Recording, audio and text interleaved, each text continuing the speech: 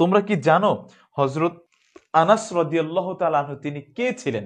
হযরত আনাস রাদিয়াল্লাহু তাআলা আনহু তিনি রাসূলুল্লাহর ভাই ছিলেন। তিনি রাসূলুল্লাহর যে ফুপি ছিলেন উম্মে কুলসুম, এই ফুপির ছেলে ছিলেন হযরতে আনাস রাদিয়াল্লাহু তাআলা আনহু। একবার রাসূলুল্লাহর ফুপি আসলেন, আসার পরে তিনি রাসূলুল্লাহকে বললেন যে আমার ছোট একটা আনাস আছে, আমার ছোট ছেলে আছে, ও তোমার কাছে থাকবে, তোমার খেদমত করবে। রাসূলুল্লাহ বললেন যে আচ্ছা আপনি তাকে রেখে যান।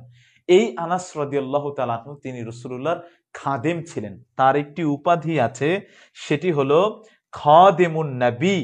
হযরত আনাস রাদিয়াল্লাহু তাআলা আনহুকে বলা হতো খাদেমুন নবী, অর্থাৎ রাসূলুল্লাহর খাদেম, খাদেমুন নবী। সুবহানাল্লাহ, তিনি রাসূলুল্লাহর খাদেম ছিলেন। প্রায় 10 বছর রাসূলুল্লাহর তিনি খেদমত করেছেন। 10 বছর রাসূলুল্লাহর তিনি খেদমত করেছেন। এবং আনাস রাদিয়াল্লাহু তাআলা আনহু তিনি বলেছেন যে 10 বছর আমি খেদমত করেছি, কিন্তু এই 10 বছরের মধ্যে আনাস রাদিয়াল্লাহু তাআলা আনহু তিনি বলেন যে রাসূলুল্লাহ তিনি আমার কোনো কাজের ব্যাপারে উফ বা আহ তুমি এটা কেন করলে, এটা কেন করলে না, এই ধরনের কোনো কথা বলেন নাই।